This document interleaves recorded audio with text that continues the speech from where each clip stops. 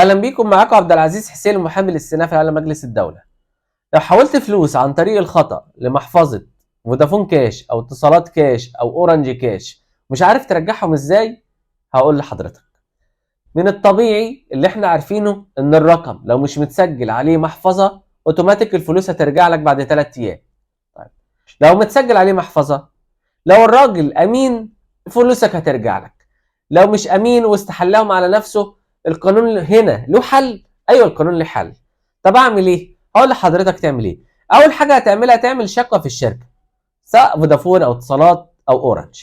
بعد كده هتعمل شكوى في الجهاز القومي لتنظيم الاتصالات، وهتعمل محضر في مباحث الانترنت.